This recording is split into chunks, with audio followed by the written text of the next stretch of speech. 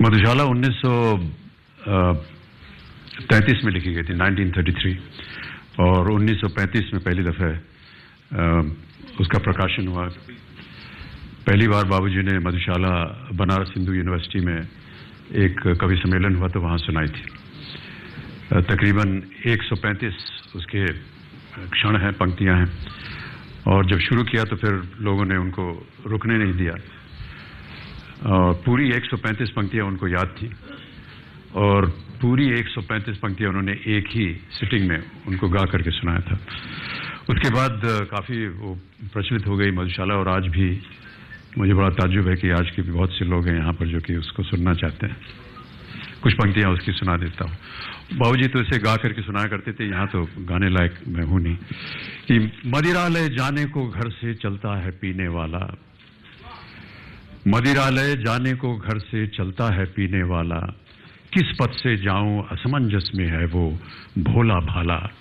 अलग अलग पथ बतलाते सब, अलग अलग पथ बतलाते सब, पर मैं ये बतलाता हूं कि राह पकड़ तू एक चला चल, पा जाएगा मधुशाला। एक बरस में एक बार ही जलती होली की ज्वाला, और एक बार ही लगती बाजी जलते दीपों की माला।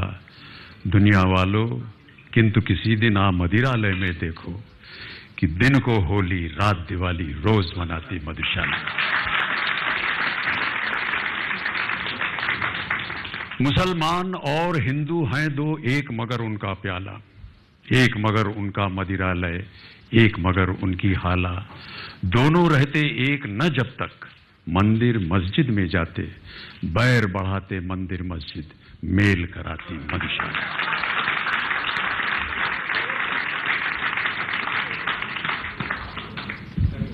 बाबूजी ने कभी मदिरा पान नहीं किया, तो बहुत से लोग आश्चर्य होते थे कि आप शराब पीते नहीं तो मधुशाला कैसे लिख दिया आपने। और काफी इसका विरोध भी हुआ उस जमाने में। ऐसा विरोध हुआ कि मधुशाला जो है वो जो नई पीढ़ी है, जो नौजवान पीढ़ी है, इसको गुमराह कर रही है। और बात होते होते ये गांधी जी तक भी पहुंच गई, महात्मा गांधी जी के साथ। तो गांधी जी ने बाबूजी को बुलाया और कहा पढ़ो क्या लिखा है तुमने। तो उन्होंने पढ़ के सुना, उन्होंने कहा इसमें तो कोई खराबी नहीं है, तो बच गए बाबूजी, उन्होंने कहा। लेकिन ये बात उनको कई बार आती रहती थी कि आप पीते नहीं हैं तो कैसे लिखते हैं आप। तो बाबूजी ने अपने एक संस्करण में परिशिष्ट में लिखा है उन्होंने कि अचानक उनको याद आया कि वो कायस्तों के कुल में पैदा हुए थे। कायस्त जात होती है, पता नहीं आप में से कोई हम यहाँ पर।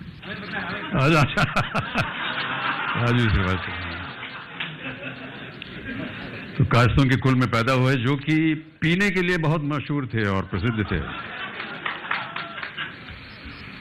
और पृथ्वीराज चौहान जब अंधे किए गए और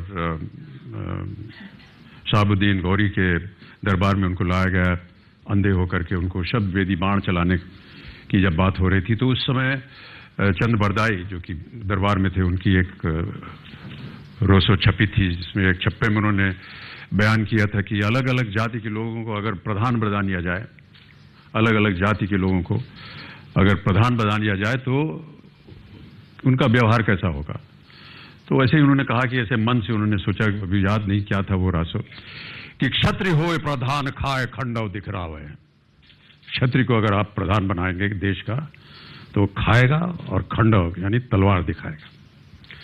साहू होए प्रधान भरे घर राज थमावे। बनिया को अगर बनाएंगे आप प्रधान तो वो अपना घर भरेगा और राज किसी और को थमा देगा।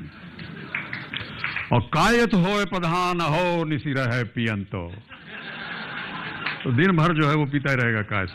तो वहां से उन्होंने लिखा कि मैं कायस्थ कुलोद्भव मेरे पुरखों ने इतना ढाला, मैं कायस्थ कुलोद्भव मेरे पुरखों ने इतना ढाला कि मेरे तन के लोहू में है 75% हाला।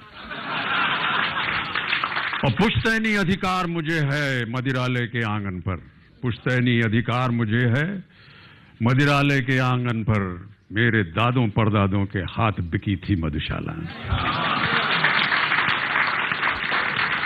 फिर मृत्यु के ऊपर भी उन्होंने लिखा था, थोड़ी सी गंभीर है वो बातें,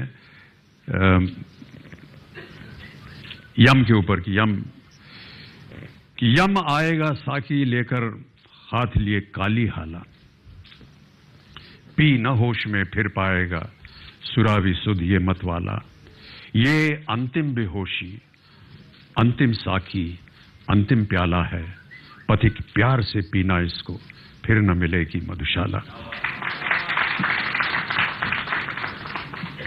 हमारे यहां जब मृत्यु होती है तो बहुत सारी क्रियाएं होती हैं, उसमें भी लिखा है कि मेरे अधरों पर हो अंतिम वस्तु न तुलसी दल प्याला, तुलसी मेरे होठ पे मत रखिएगा, प्याला रख दीजिएगा।